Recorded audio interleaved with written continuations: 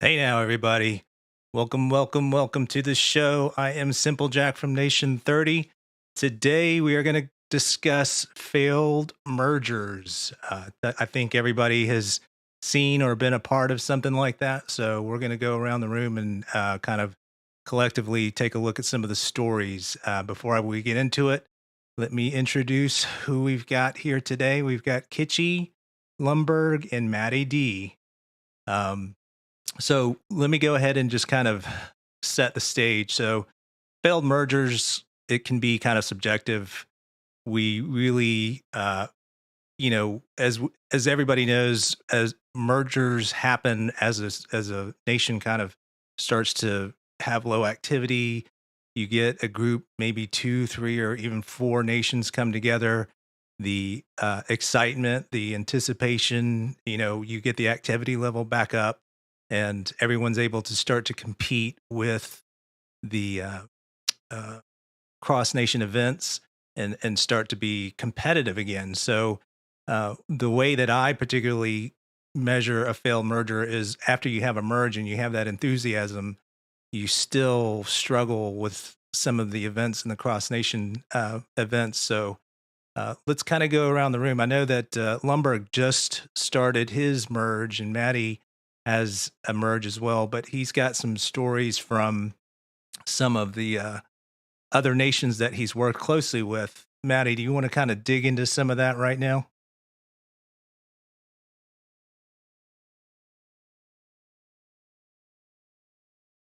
You up there, Matty? Oh, can you hear me? Yep. All right. Sorry. Yeah, so the 500s just got, a ton of merges, and, the vast majority of them were pretty rough, to say the least. We were expecting to have quite a few little mega nations out of the deal, and, they all kind of fizzled out. One nation in particular was 581, which everybody knows Big Boss. He was that kind of that original. I wouldn't say original, but he was the one that went really excessive in the 500s with that ridiculous battle power level. So everybody kind of knew who he was. That's Um, right. I and remember that. So that guy just totally left the game. Is that right?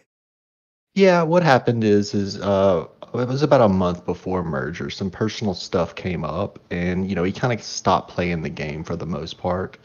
But that nation also had two very, very strong other C-38s. One of them was Boss 2, which was his buddy, who was a melee city, and then there was a guy named Punisher, who was a really strong C-38.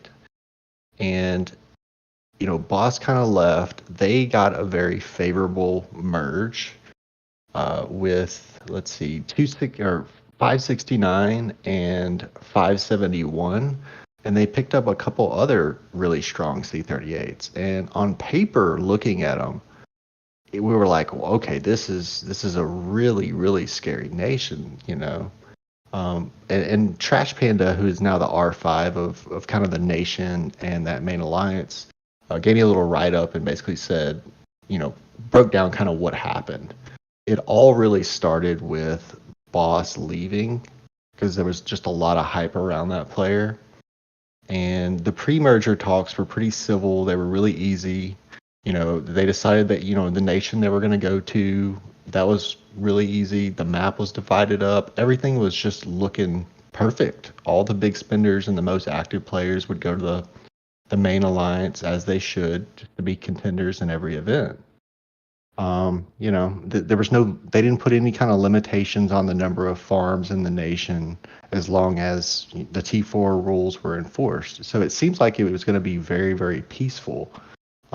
One thing they did do is say, we're only going to allow 3 top alliances. Everybody else is going to be a farm.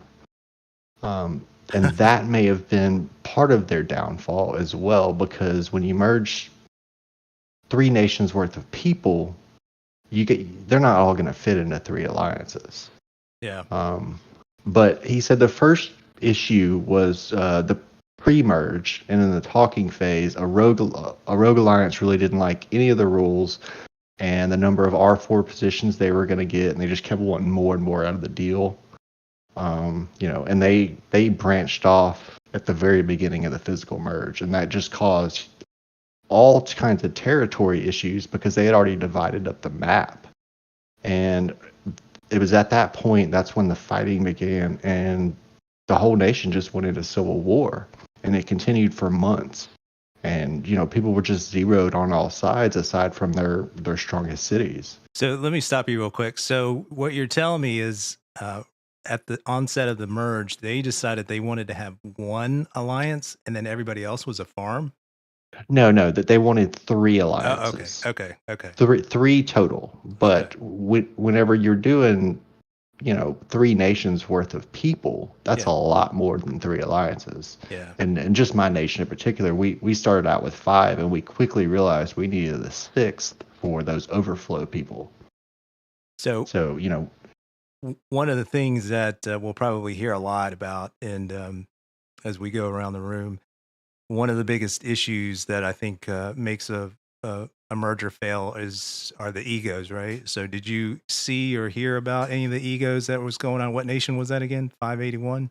It's 581, yeah. Yeah. Yeah, there's the egos generally are from the top players, and their very tip-top players were all on board. It was, their C34s and lower that were really given the issues.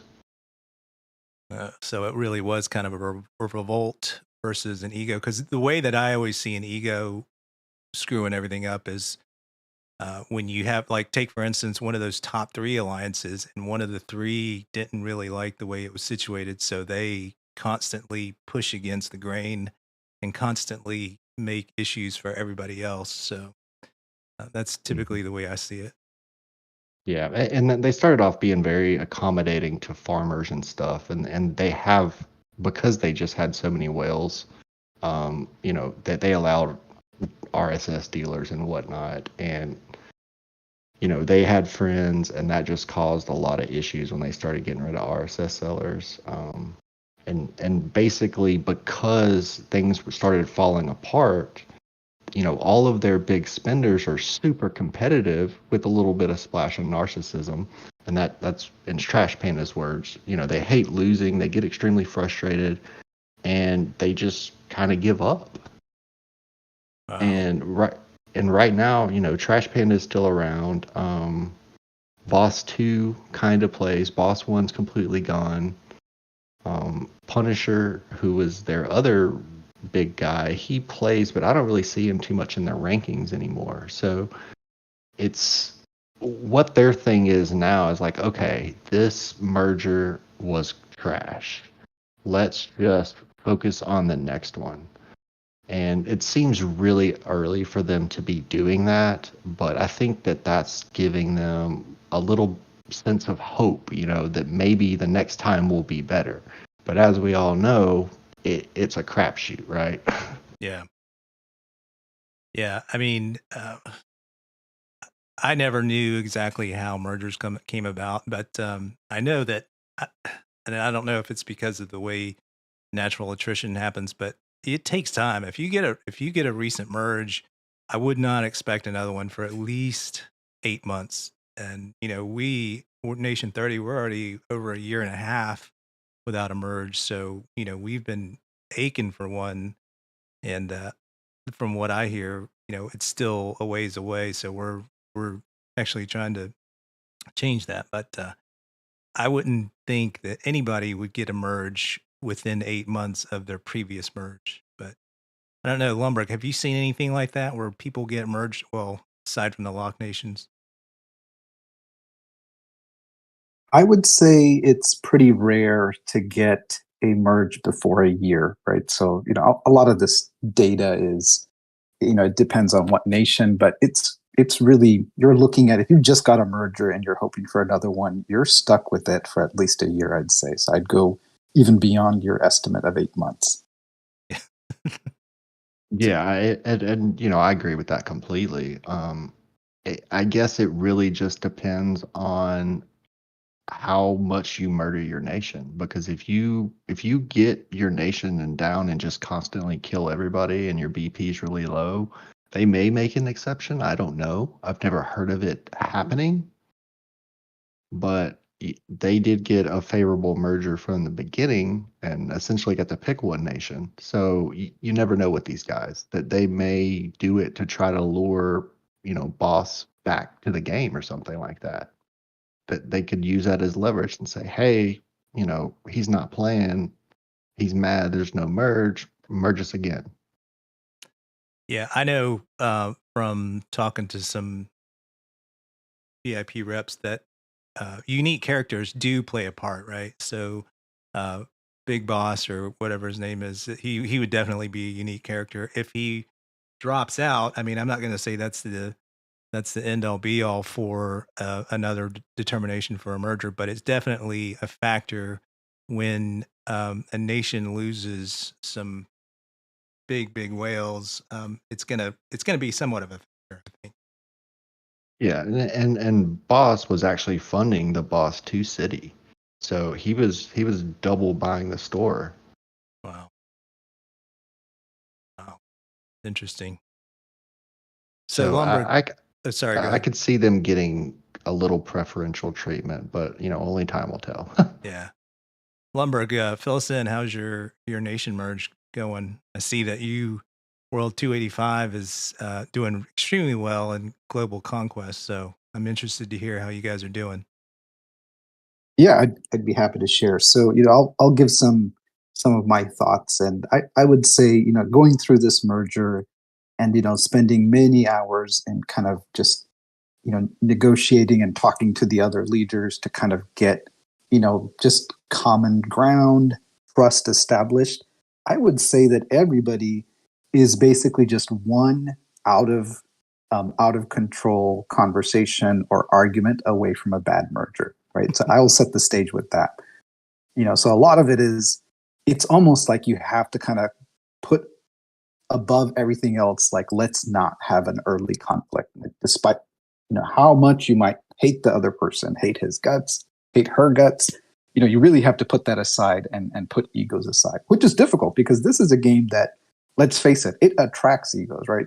Camel monetizes, advertises it for people that really want to be number one. We all want to win, right? I love winning. Like, oh, we're on top of GC, right? It won't last. Come on, let's not kid ourselves. But everybody likes that feeling, and things are good when your nation's doing good. When your nation's not doing good, guess what happens? You could just be one step away from a bad merger. So I'll give a little bit of context for us. So we had 3 different nations merge in. Each one did things differently, right? So just getting used to rules is tough. If you've played by a certain set of rules for over a year or 2 years, you're used to that set of rules. And anything different, I mean, most of the people, the average age of the person that plays this game is actually pretty older. Like, it's not a game that attracts a lot of young people because it needs a lot of spending and older people have money. If I get too preachy, feel free to interrupt me at any point in time. It's all good. I don't think that stopped you guys in the past. So what usually happens is people don't like that change and they revolt. And, you don't really need to pay attention to nation chat. I would say if you're close to a bad merger, if you fail a merger, just turn off nation chat, because that's just a sounding board for anybody or any troll. And really don't pay attention to cities that don't say what they want to say from their own city, right? Because if you're confident about what you want to say, don't make it anonymous. Don't create a farm, a level 10 farm, a level 12 farm, and then go rant. So just turning that off might be helpful in having a healthier merge. I'm going to give a little bit of context into our merge. So, we had our merge. We had many talks. I mean, I got on a conference call with a couple of the other leaders, and it took some time to build that trust. And you have to be forgiving of mistakes. Everybody made mistakes against the Void versus 52 that we had. We almost won it, but we lost. We could have imploded, right? We could have started pointing fingers that, hey, look, if you didn't do this battle, we would have won. And we stopped doing that. And honestly, the best way that I could do that is I just stepped away for the game for a week. So that made it easier. Time heals all wounds. If it gets bad, just walk away. And then, we kind of came back and made a show of it in Global Conquest, right? So now we're back to winning. Things are good again, and we'll get along. Do we solve our problems? Absolutely not. Will we have more problems? Yes. But, I will share one story. But before I do that, I'll let somebody else comment. I'm good. I'm good.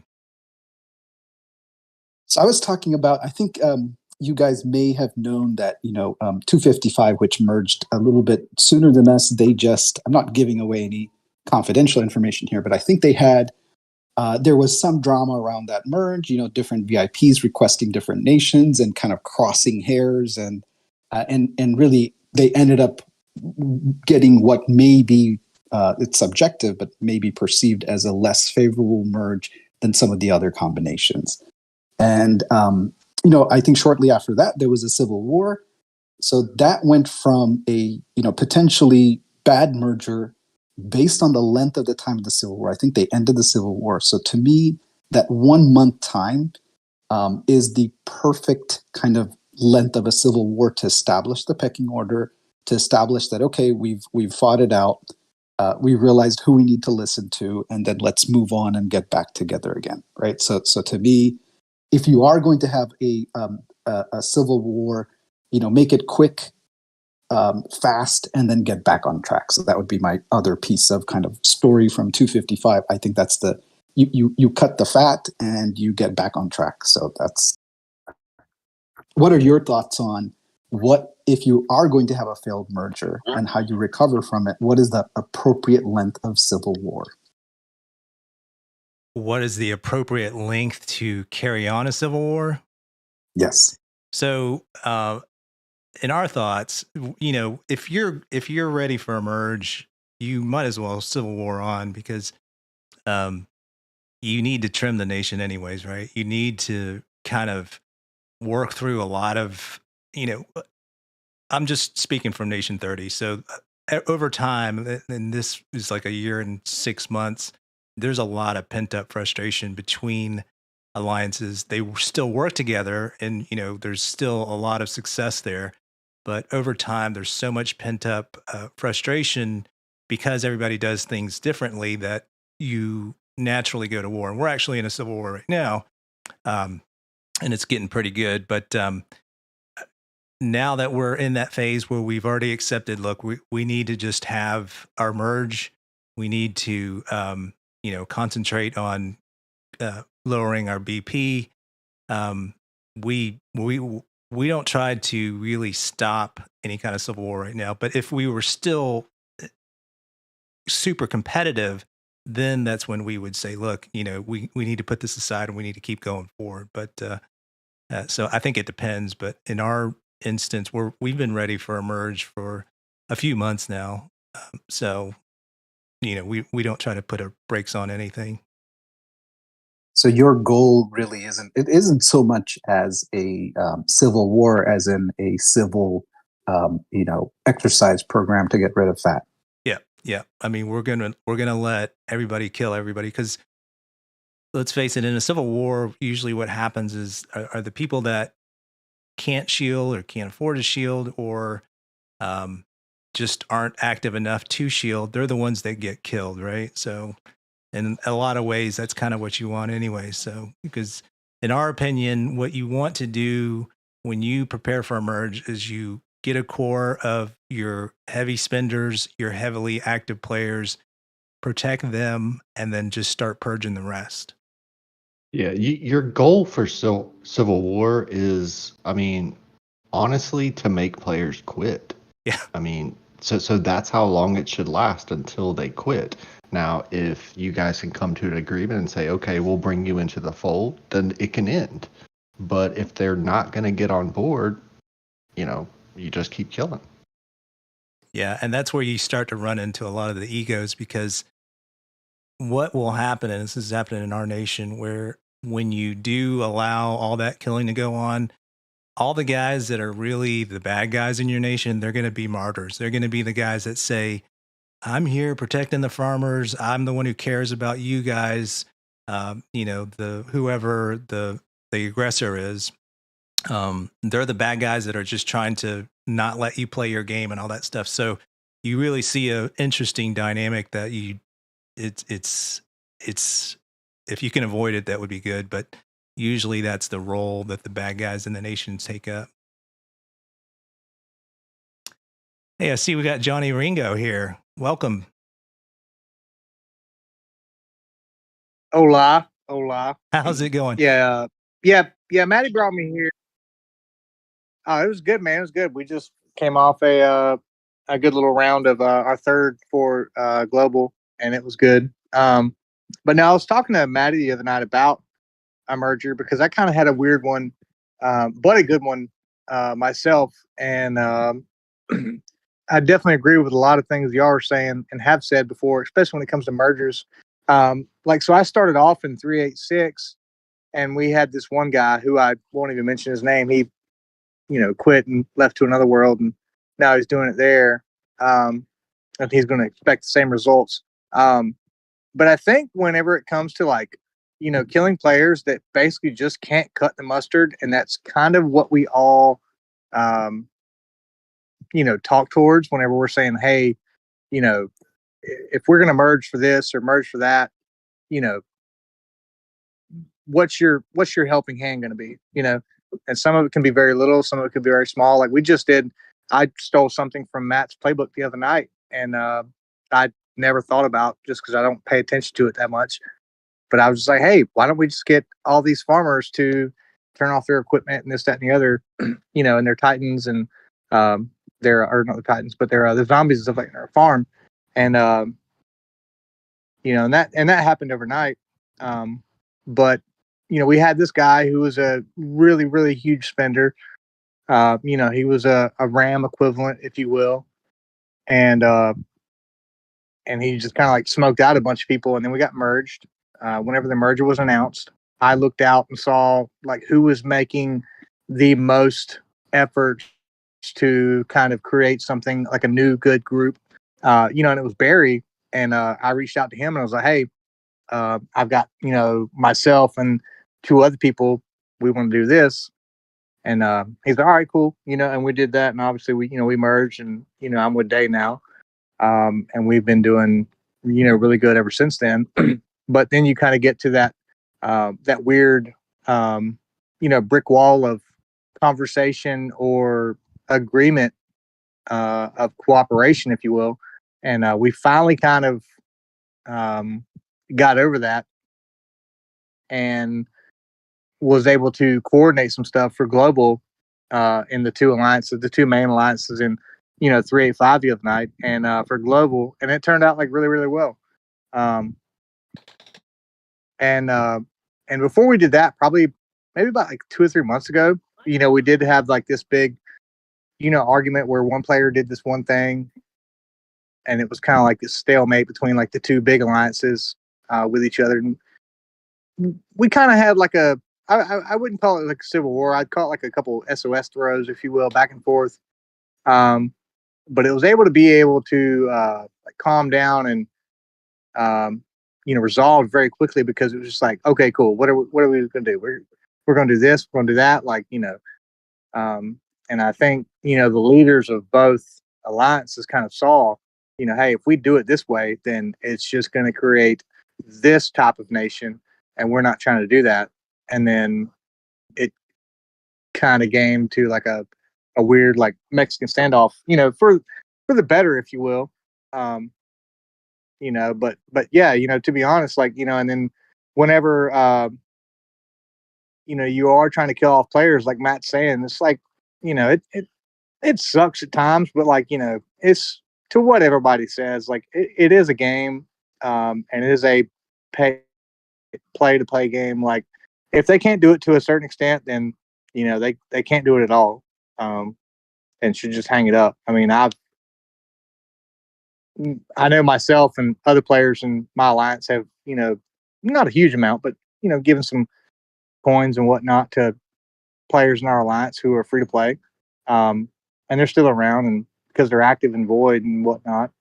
But yeah, you can't keep friends around forever and expect an effective nation at such a scale. Yeah, So that's 385 started off I'm just split, a right? very thing. Go ahead, man. Yeah. We did. Yeah. So one of the biggest things that I've found is the problem, as you go through this, and I'm interested to hear, Johnny, how well the communication is with the with all the leaders amongst the different alliances. But one of the biggest issues that I've found that usually leads to a failed merge is you have to put that cutoff line for players, and you have to basically tell a specific group of players you're basically useless, right? You're not like in Nation 30. If your long range is less than 1,000, you're pretty much a farm. So,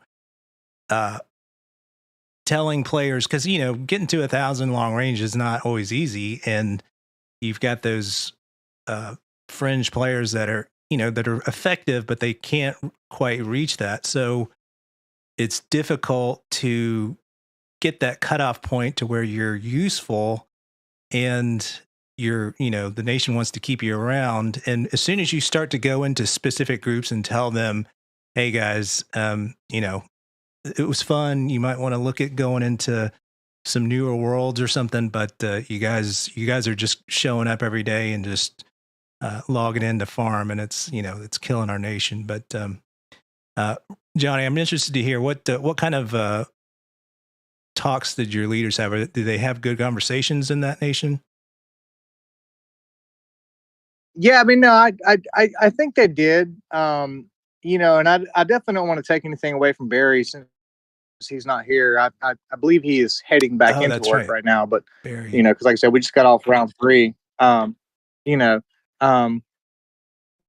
But I do know, like I've never seen somebody like so active and proactive, if you will, in a merger talk, and then post merger, if you will. And of course, out of 1,000 good ideas, you're going to have 999 people that don't like your ideas.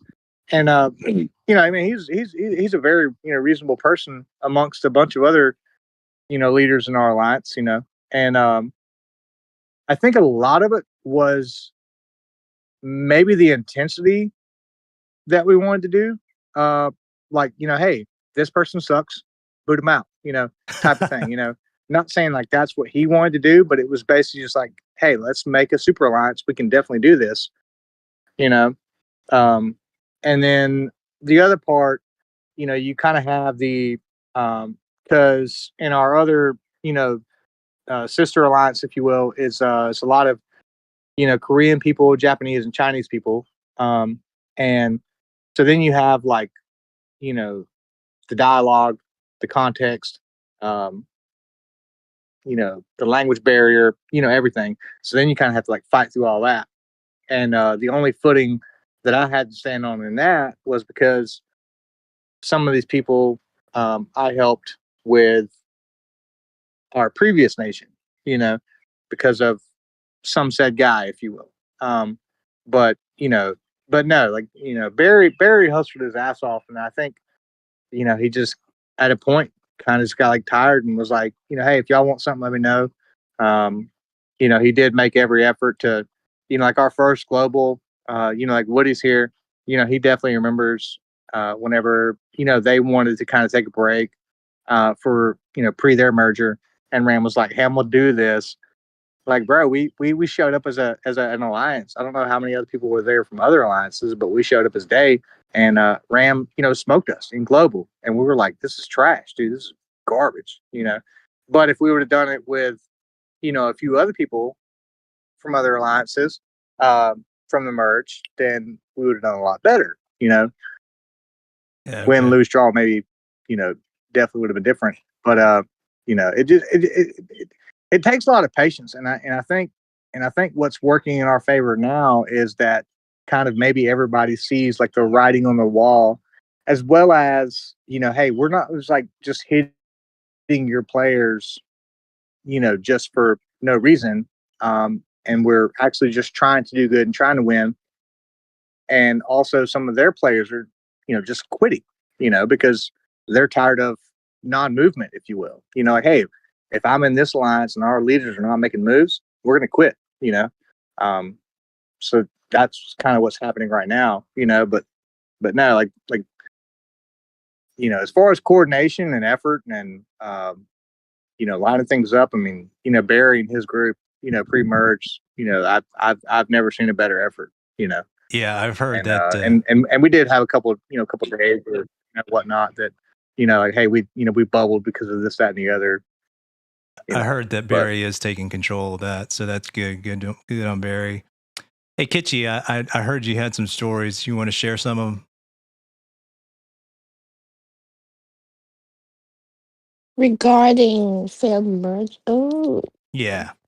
yeah. So the merge that I went through was 320, 310, and 297, and that was March last year, I believe. And same as others, as we've all heard, like the first few months, they're all sweet, and everyone's cooperative, and everyone wants to make it work, and everyone's excited, and there's an influx of active players again. So doing events are awesome, but I think the issue that I found, that I couldn't actually wrap my head around was the we had different ideologies, if you can say that. Like like in 310, we had all farms T4 and below, but the other nations, they didn't do that. So coming into a merge like that with two other nations that didn't believe in T4 below farms, it was really hard, because the pushback was harder because it's two nations against one. So I found that an issue at the start. And then communication barriers, how they communicated within their alliance, how we communicated within our nation as well, was different. They communicated in game, because there's a translator. We communicated outside of the game through Discord, but that's also because we had a translator there. So just differences in communication styles as well. That was not pleasant. So I can't say that it's a failed merge with 320, because I left before. I couldn't take the differences in opinions, so I left before they actually failed. So Because from what I'm hearing, what you're saying at is the they're top starting. alliances is that nobody could agree on how to kind of move forward. Is that what you're saying?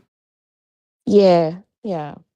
So top one and top two alliances had differences in opinions with how to enforce rules. Like, they agree to certain rules, and then when it comes to enforcing them, they can't enforce them. And when some other alliances enforced them, then they were up at arms. It's like, but we discussed it and you agreed to it. So I don't know where the issue is coming from. So it's just back and forth like that every day for months. It was just painful. So how are they Really doing now? painful. From what I heard, they've lost, I think, void, two voids, or one void, one frenzy. They're still doing great in the global conquest, but again, it depends on which nations you're paired with. But from what I've heard, they have internal turmoil. But they've always had internal turmoil when I was there between 1 and 2. It's like, it's not an actual civil war, but it's more like a cold war. And you know that one person who just does one mistake, and it's all out civil war. So like, Wow. if they can make it work between themselves, then kudos to them. But I can't. I yeah. I gave that up. Yeah. I think you and Lumbergh both said it. Like, you're one comment or one fight away from, Yeah. everything blowing up. Yeah. And for my merger in particular, that petrifies me, just because of all the effort that I've put in. And our nation right now is at complete peace. Nobody's fighting, nobody's arguing. And I'm just waiting on Archduke Ferdinand to get assassinated, and it all come crashing down. Yeah. I think that comes through. I don't know. I think it's in all relationships, even in games. Like you get that nice honeymoon period where everything is flowing. You're agreeing with each other. You want to compromise to make it work, but the quirks that you liked about other alliances over time they become irritation. So it's like, okay, it's like it's that again. So and between language barriers, communication styles, it's just too much work. Oh, it's a lot of work. Mm, The translation with certain languages is really rough, and mm. I'll apologize to a lot of Russian players, simply because what they post in nation chat does not translate well, and it makes me want to smack the crap out of them. And it's not their fault. I've actually had somebody. Physically. Yeah, no, physically, yeah. And I've had somebody like, I'll paste them the actual text and they'll translate it, themselves instead of going through the automatic translator.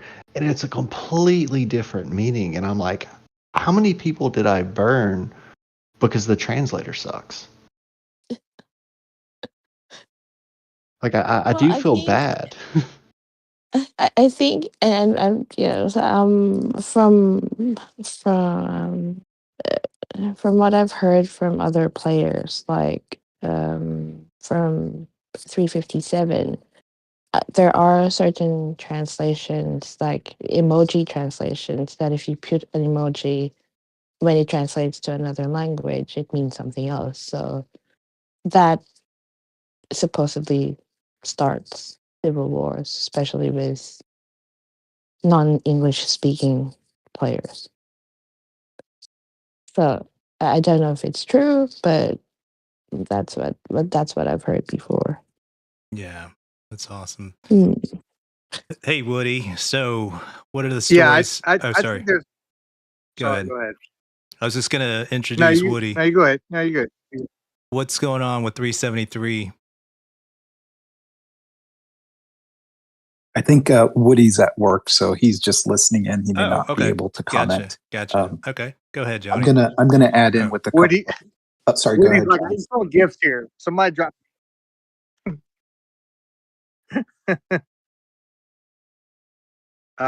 But no, yeah, with like the language thing, I definitely think that's a thing. Gotcha. Hold on 1 second. Sorry. Okay, I'm back on. But no, yeah, definitely. Whenever you converse with somebody, of a, you know, Korean, Asian, Chinese, Japanese, there's definitely a thing there because like their context, and their verbs, things like that, like they don't use them the way we do. So um, it's horrible with communication. Not always bad, not always good. But you know, you definitely got to put some legwork in there. I mean, I've got some that I've been playing with for 2 or 3 years now. I think I've been playing for at least 2, maybe 3. I don't know, but and I've had to kind of finally envelop into, hey, we'll do this translate app, whichever it be, whether it be Viber, or a Line app. And even then, sometimes still, there's still a gap there because, like I said, like their verbs, adjectives, things like that, like they don't use them the same way we do. So it's crazy to communicate. But if they think you and or remember you're a nice person, they're gonna be like, okay, cool. Yeah. This guy's cool. We'll help him if it makes sense. So Gotcha. it's definitely a patience game with some of them. you gotta make sure that you work the room and keep everybody happy. I definitely hear that. Lumbergh, you said you wanted to add something. Yeah. Yes, it's time for me to get preachy again, but I'm going to share a couple of things. So, Johnny, you mentioned that global went well. I think if you're close to or in the middle of a failed merger or a bad merger, global is a great way to kind of call a truce. Have a common enemy and just go and wreck stuff, right? So if you can kind of coordinate and bring people together in global, that's a great way to kind of build up that camaraderie. I'm going to share a couple of thoughts on the communication and just the different languages and the different cultures in this game. So right, there's a couple of predominant alliances just based on if you've played this game for a couple of months, you'll figure that out. One of the things that I think is really important, like if you're trying to get out of the vicious cycle of bad merger or not willing to work with each other, you really need to kind of try to form an international alliance. And that idea is it's not going to solve itself in the next merger, right? So if you think about it, people that will speak the same language will normally gravitate towards each other. So if you are already have bad feelings, let's say towards another alliance where you can't communicate because of language, that's going to continue even into the new merger, right? So some of the ways that you can kind of do that is really by some of these other apps and bringing in some people and some moderators and some in-between diplomats, if you will. And that's really what we've found success in, is that when we try to, let's say, this podcast is predominantly English speaking, right? So you're not going to get all of us have a similar mindset because we speak the same language. But really, if you find out, find things to unite it. So we're united by our common sense of perversion, right? So we're an alliance of perverts, right? So that's universal.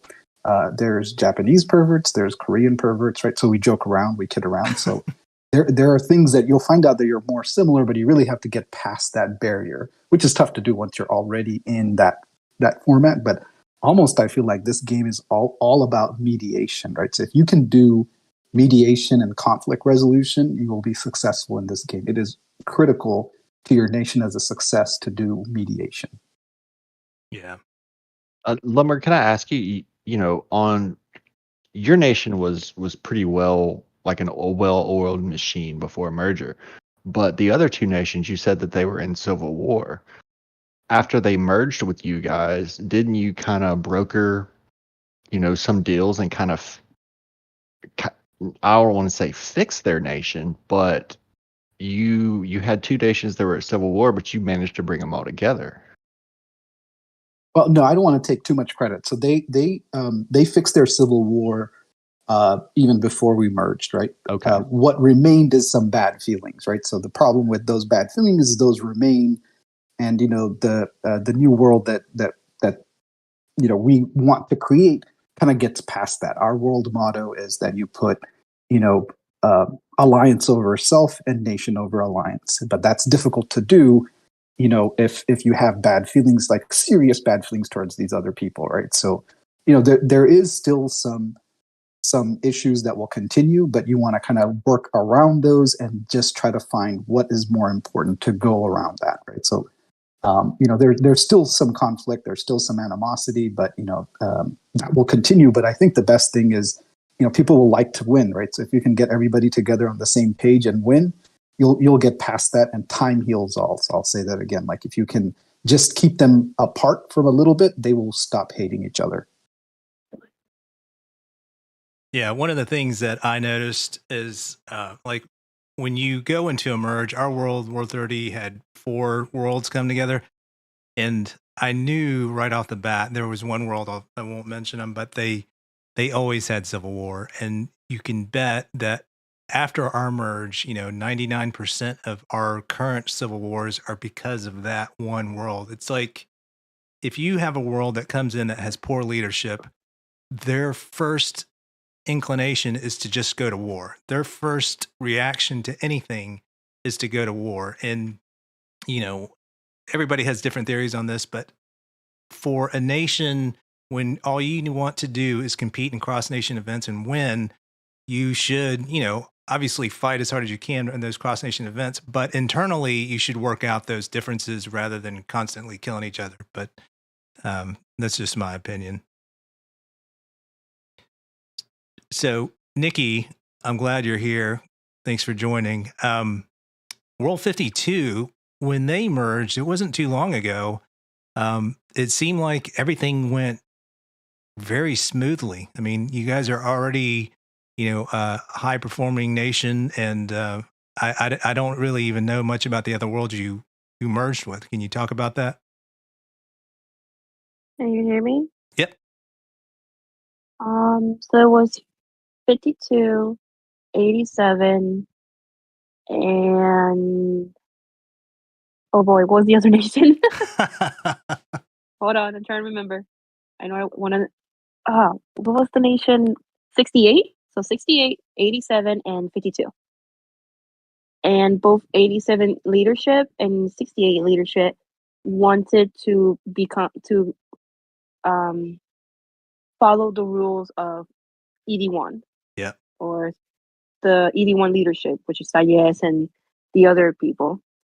So that's why it was like more of a successful merge, because everybody had the same thought process, the same plans to work things out and just follow the rules. And I guess that's why it worked out in the end. Yeah, I mean, Well- I've never heard a peep out of that nation as far as like a bad merge. I mean, it seems like right out of the gates, you guys were so smooth and highly competitive. So sorry, Matty, go ahead. No, I was just going to ask of, in 52, if it wasn't really, I know it's not a failed merge. You guys are extremely competitive, but why do you guys burn 24/7? Just out of curiosity. Because because people fail to bubble. So, and we're very competitive, and we don't want to lose a void because somebody forgot to bubble. It's better be safe than sorry. So it would be better to just burn them before the enemy does, or burn them beforehand. And then we have those that just want to donate points to the enemy just to make us lose. So that's why we burn them 24/7. If our shield drops or anything happens, we just go for it. Because, like I said, they want to donate the points to the enemy because they hate us. Yeah, we had one of those. I loved it. It was so much fun. So Yeah. how does it work? Yeah, I'd like to add to that. Go ahead. How does it work in 52? You got 81, and then is it Zoo or Hob. somebody?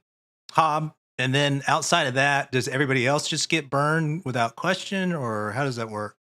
We still burn Hob, and Hob burns us. That's okay. teamwork. Just because Hob has a good leadership and they have the same mentality as us. So, like, if a shield drop from our side, they will go ahead and burn the person. And if their shield drops, we go ahead and burn their person. It's teamwork, and everybody agrees to, they understand, like, hey, I understand that you hit me because we can't lose, or we don't want to lose, and they're okay with it. It's like if my shield drops in void, I'm okay if they burn me. I'm okay with it. I'd rather die by them than die by the enemy, Yeah, for sure. Go ahead, Johnny. Sorry about that. No, I mean, you're good. I was essentially going to kind of say the same thing. I mean, I think one of the reasons, and correct me if I'm wrong, Kitchy, but a world that old, I feel like everybody should know. And if you don't, definitely everybody makes mistakes. But hey, especially if it's like a frenzy or a void coming up, and you're not doing this and you're not doing that, like per the nation rules, then you're going to get smoked. I mean, I've finally started doing that in my nation here, just because I'm like, hey, this really sucks. Like, why am I doing this in void? And this is your quote unquote friend, So I would think they're doing that I 24/7, understand. No, and I can't wait till we are. No, I fully support that. What Nikki said, but I think before you actually get to that stage, you have to make sure everyone is following your nation rules. That there is no exception to your nation rules. There is no. I think that's and one of the reasons why I left and went to 425 is 425 is like that. The nation rules is from lead god down to whoever it is. It's not, league gods off the table and everyone is, a fair game. It's not like that. So he follows the rules, everyone follows the rules. But if, your number one alliance doesn't do that, or your number two doesn't do that, then how would you get the support of the nation if your actual leaders don't actually do it? So I agree with Nikki. I'd rather be burned by someone in my nation to prevent the other nation from winning than, getting burned by someone else. How do you guys, with multiple, we have one big alliance. So our smaller alliances are significantly weaker. But our number one alliance sets traps. If you have multiple alliances setting traps, how do you communicate that across the board so that you don't get burned just because it's a trap? We use our, like Viber or Discord. Anytime any of our 4 alliances set up a trap, and we have the other 3 set up counterattacks for that trap, then it gets posted, and then we disseminate that information throughout. That's how we do it. I don't know how everybody else does it. Yeah, same here. On Discord, either Hob will be like, "Hey, there's this city. We're setting a trap," and they send us a location, and we just wait for for things to happen for us to counterattack. Or yeah, basically Hob is the one that set up baits for us. And it really, it's kind of, you can follow the ebb and flow of Battle Frenzy or Void, to where, like, if the other nation becomes super active and they're hunting, then that's when your nation kind of gets the cue. It's like, okay, let's set up the trap. Let's get all the other alliances to set up the counter, and then, kind of wait to spring that trap. So you can kind of feel when Void is super active and when it kind of gets into a quiet stage and stuff like that. So typically, Oh yeah, sure. I can say when we had our Void with Lumbergh, it was like in I'll say in the last 8 hours. It's like when the last 4 hours is when things just went crazy, right, Lumbergh? We did not sleep. Nobody slept, right? We know. I've forgotten already. I have no idea what you're talking about. Okay, we're not talking about it then. No, that's exactly right. I mean, it was every time we attacked, there was somebody there to counter, right? So it's almost like you lose your mind from watching who's doing what, and then Oh my god, there was a eyes time where burning. I think people were everywhere. Like, we moved to 285, they're there. We moved to 52, they're there. It's like, are you tracking us? Like, Oh yeah. So I gotta share with the listeners real quick, because this story is kind of epic. So Lumbergh in World 285 and Nikki in World 52, they just had Void, and it was huge, right? They're 2 very successful nations, and I don't know what the point spread was, but at the beginning, like the first 4 stages, it might have been like 1.5 billion or something. It was big, but I heard through the grapevine that Sayez said, no matter what that point spread is, I'm going to keep recruiting until we get even for the kill phase, right? So I think... Well, it was more, he was warning Lumbergh, hey, don't recruit too much or I'm gonna push. Because technically you guys will be wasting your speeds. Yeah. And he did it just to not to make the point get too big, but just to be enough for us, for both sides to look for targets. Yeah, and I mean, the point that I was making is that it was funny because he just made the playing field even. Like, right? He was like, okay, if we're gonna do Void, we're gonna go in. You're not gonna go in there with more than 1 billion or whatever. I don't know what the point spread was, but what was funny is, well, not funny for Lumbergh, but Lumbergh sent an image. I don't know how many minutes were left, maybe 20 minutes or something, and 285 was on top, and everybody was like, wow, that's cool.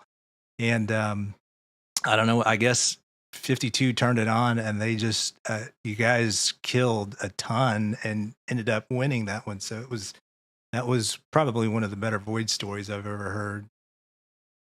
But at the same time, because he had to do that, it kind of just shows the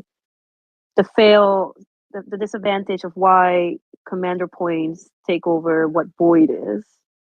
Just because he had to recruit just to make the gap smaller, is just like, how do I say it?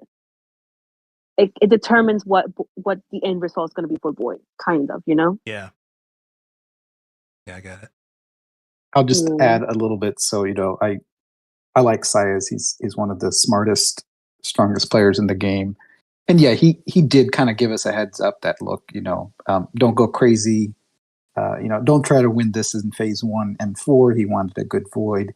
And the point spread was 3 billion. So, Holy cow. it was pretty high. And I did tell people that, stop recruiting. Like, I believe Saez when he says that. Let's say, if Matty said that or Nikki said that, I wouldn't believe them. But, when Saez says it, I do believe him. Are you kidding me? I've got a great one. And I'm just kidding. So, but it wasn't a great Void in terms of big battles. I mean, I think 219 and 208 had an amazing Void. Like, I think they had the fun Void. It's not fair. Like, they had, I don't know, like 100 billion points between the two of them. So those are like the high firework Void. Ours was intense. Like, nobody slept, but it was like fighting over mines and breadcrumbs. But it was intense, but not from a score perspective, because Saez really wanted us to fight ED1, but we know better than that. There's just, it's like David and Goliath. We weren't gonna be lured into that, but it was a good comeback by them. Well deserved victory. Wow. I will say one thing: ED1 and 52 has to fight 2 Voids at the same time. They have to fight their leaders, anti-nation people, from giving away points sooner than we can find them, and they have to find our bubble drops sooner than we could find them. So it's kind of a double war front. Funny enough, this Void was actually, I didn't see much of SS1 bleeding, because usually that's our bleeders. It was more of our poor little hub. Their bubbles kept dropping, and it's like, what is going on? It was a bad Void for hub. Oh, was it? Wow. Yeah, it was mostly hub. It was like, no, I don't know what was going on. It's like, what is going on? They never failed this much. Because they're pretty good. It was just this Void. I don't know. It was like, I don't know what was going on. Yeah, it happens. Yeah. Wow. Continue. Yeah, but that was a bad lag day as well. That Void. From what I can remember. Yeah. Do you guys see the style got hit and zeroed? Ooh. Our Japanese bet style? Ooh. Style gun? Oh no, he did? He did get hit. Oh no. He got zeroed and hit because he couldn't connect back to the game. The game kept crashing on him. Oh shit. That's why you don't see no new video of the boys. She said, "Oh no." I hope kind of sad. I hope he makes a boy video. That sucks. This past Void, I didn't get zeroed, but I got hit for the first time, and it almost broke my soul. It's because my game crashed right as I went to shield, and when I logged back on, I was already it was already underway, and I was like, my God.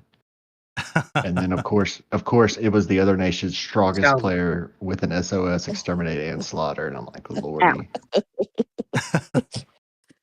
I only lost 90K. I lost 90K, but it hurt my soul. Well, we loved. Yeah. Yeah. Yep. What's wrong, Kitchy? No, we liked our Void because we had. Go ahead, Johnny. Go ahead. I'm sorry. Kitchy. No, I was saying, kind of agreeing with Matt. Like, this last Void, I probably for like an hour and a half, I was like, "Hey, I'm done with the game right now." Like, I couldn't do anything, and I was like, "Hey, I'm a target right now." That's kind of it. I was like, anything I do is going to be a potential target because my GD phone is not operating correctly and Camel sucks. So Well, mine happened the next day. It was just a standard run-of-the-mill crash. Yeah. I haven't had that many crashes lately, but it's still an occurrence. And I don't remember if it was this void, but like the last two voids, the beginning is really, really bad. I mean, you can't resolve any cities. You can't, I mean, nobody can do anything really. And I think I remember one of our vets saying that players were losing millions of troops because of it. So it's almost to the point where in the beginning of Void, you probably don't want to have those huge attacks because you just never know how it's going to work out. Well, in this void in particular, the first 30 minutes were normal lag, which still sucked, but there was about an hour time period, about 30 to 45 minutes after reset, that it was horrible for everyone. Like there were alerts, like red alerts, like your city was being attacked, just randomly popping up. You would lose everything on your map screen. You'd reset. 2 minutes later, it would happen again. I mean, it was really bad. Yeah. When the game gets like that, I just avoid the game. I'll just bubble for a whole day and I just don't play. I just wait till like everything calms down. Yeah, that's why I told everybody just shield up. It's not worth losing troops, and I packed it up until later that night. So it's just not safe to play like that. Sure. Which sucks because I mean, Void is it's most people's favorite event. I would say, not everyone's, and you only get it 1 day a month. And if you take out the very first bit of it, that's the most fun part. And it's a bad time for everything to go to shit. Yeah. It's like a lot of people play right at reset. Like most players just start and go and start fighting, but once lag hits, it's like, well, I want to keep playing, but you can't really because there's a risk of you getting hit back or a risk of you getting kicked out with no bubble and no way for you to come back in. And that's what happened to Style Gun. He had no bubble. He had no way to go back in, and then he got hit like 3 times, like completely. He got completely wiped out. Yes. All right, guys. I think we're at the top of the hour. Anything else we wanted to kind of discuss or bring up about failed mergers? We did have one question in chat a little bit ago. Okay. It says, are most issues fights between larger alliances or just farmers and small alliances that don't want to follow the rules? It's both. Yeah, in our world, it's both. I mean, in the larger alliances, it's all about egos. It's all about one alliance wanting to do, execute the rules in a specific way, and the other alliance wanting to do it the other way. But then it's also the small farms that, and I hear this a lot, is, players will come in and they'll just say, we have a right to play, blah, blah, blah, blah. And, whatever. And I think Matty or somebody or everybody really echoes this is the fact that we have the right to kill you. So, and that's why that we have the nation rules, is that the rules aren't here for us to be tyrants. The rules are here for us to exist peacefully together. So follow the rules. But to answer that question, in our world, it's both. I mean, the arguments are both. In 52, our only issue is SS1. Even though they do manage to, that's why we all have bubbles on, because they do manage to zero some of us because they have like 31 to 46 players. So that's why we stay in bubble. I would rather have them. It's okay for them to fight us. They have the right to. And we have the right to fight back because we have zeroed most of them, but they have managed to zero some of us because people don't learn and they don't want to bubble and they forget to bubble and they forget that we have an enemy. But I would rather have them to just focus on our civil war instead of, let's make them lose. Let's make 52 lose. Yeah, that's I would rather have them listen. Like I get you hate us, you have the right to zero us, you have the right to fight us, but have some respect. Like we're all in this together. At least don't bleed to the enemy. Let's just put your shield and then just fight us. But don't do that, you know? Like, don't bleed to the enemy. Because you know how expensive void can be for some people.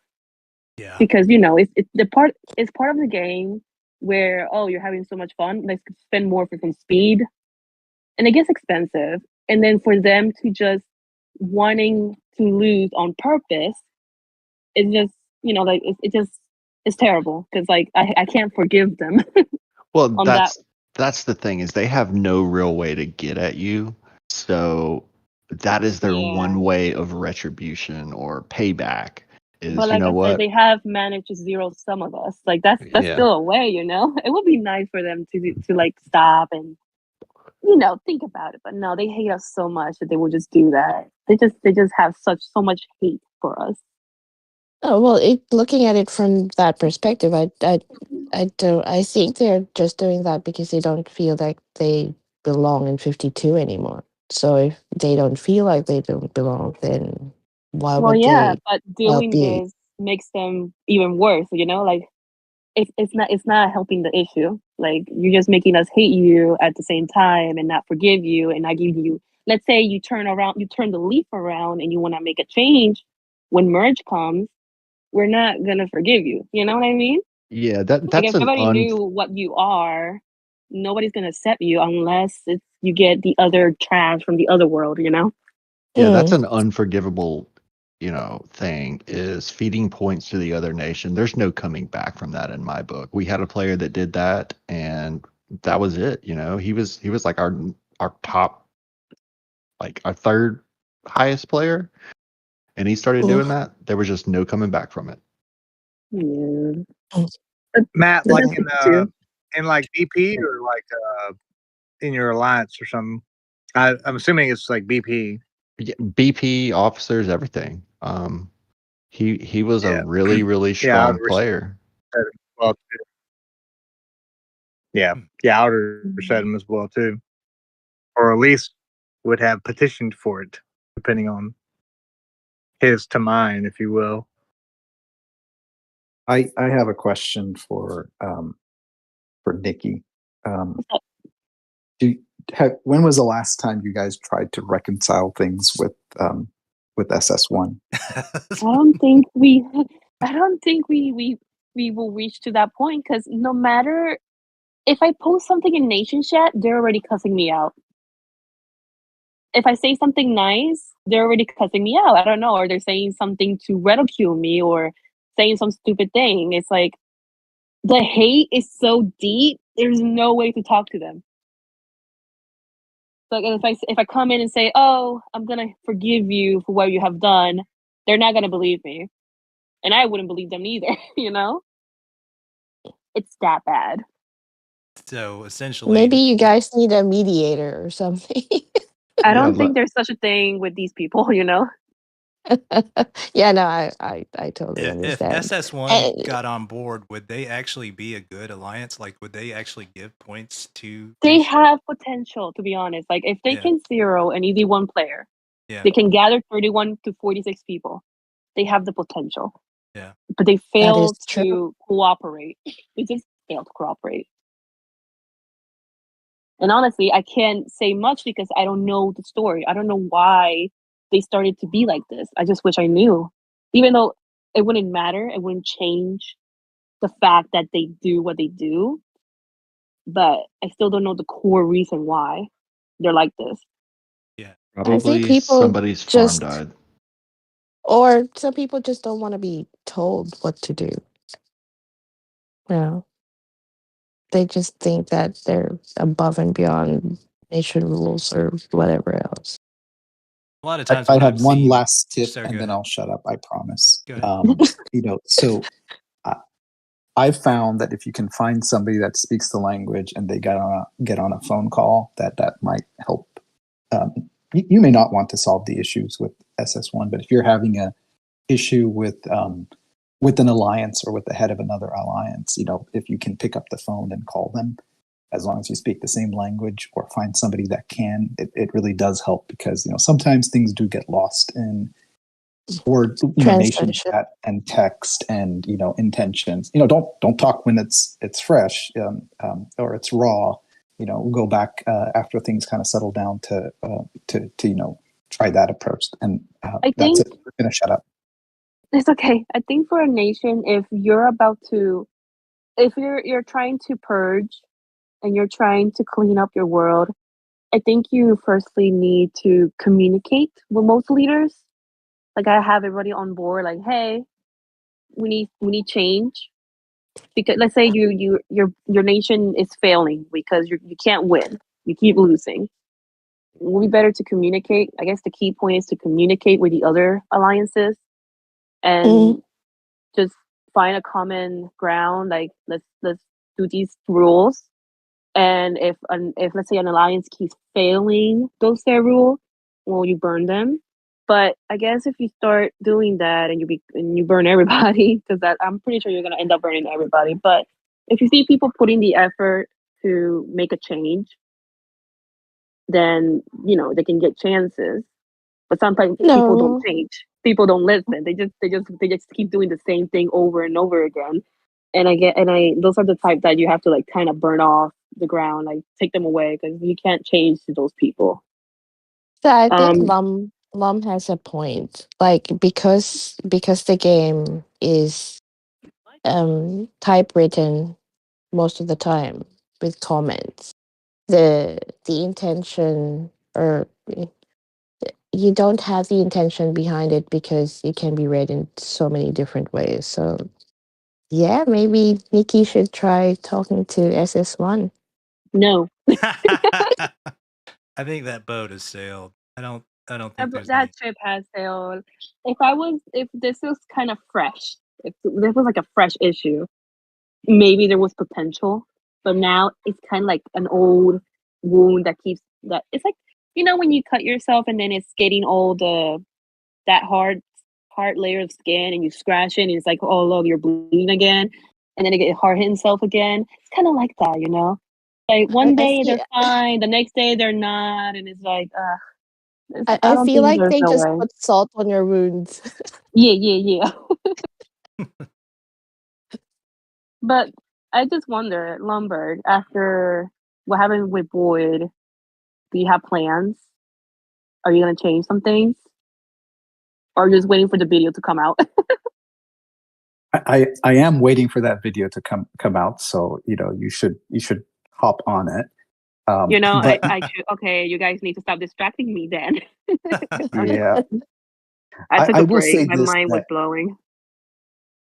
I will say this that honestly, I've thought about it long and hard, and having a heavy-handed approach, kicking out a bunch of offenders or pointing fingers isn't going to solve our problems, right? So most people, that tried to do it did it out of effort, and so I do believe in second chances, but maybe not third. And then Well, all things it's your considered, we first boy did. loss, right? No, it's our second. We owe our Oh, first void loss to 219. So no. Well, with your new merge, first boy loss, right? well, yeah. If you thanks for bringing that up. We are 0% win rate since the merger. Thanks, Nikki. But I'm yes, sorry. uh, uh, thanks for bringing that up. But Shots yeah, I fired. mean, look, we went against 52, and 52 is at the top of the top for void. So I don't feel so bad. Did I think about like, hey, let's just find everybody that gave away points and try to burn them? Yes. Will that do anything? Absolutely not. So we're going to work through it. I thought about kicking out people that didn't show up, but this void was difficult, right? It was. I think Matty said it was as normal. I don't think it was normal, but as of late, it does seem normal. But the lag was so bad for the first hour and a half, right? And like others were saying, a lot of your void plans are based on showing up at reset. So a lot of things kind of went by the wayside. So, but no, we're not scorching earth or anything. To answer No, your I question. said the first 30 minutes were normal lag, and then it went into the depths of hell. Like it Yeah. went bad. Yeah, I got pretty. All right, Um, guys. I, Well, anybody else want to add anything before I wrap this up? No, Good? just one. Well, yeah, one last little thing Sure. is Lumbergh did say that global conquest is a good way to get everybody on board after a merger. Um, and I actually saw that. I now have a new rival who I'm against in 522, and their merger was really crappy. It was completely divided between two alliances. But I think I've scared him to the point where he actually sucked it up and went to his nemesis. And they think that they're going to have a chance now because they're united. Oh, interesting. But he's going to die. Yeah. Dark Shadow. The way that we've Dark- always seen it is global conquest is the best way for all your alliances to work together, and it is a big unifier, especially if you win. But for sure, I think Lumbergh was right on that on global conquest. Yeah, he's just going to be unified in death, and that's okay. Also, Lumbergh, I did not mean to put salt in your wound. I'm very sorry. All right, I'm done. All right, guys. Well, I appreciate everybody's time. Thanks for showing up. Johnny Ringo, thanks for coming in. And I will see you guys next time. Thanks a lot, guys. Thanks. Thank you.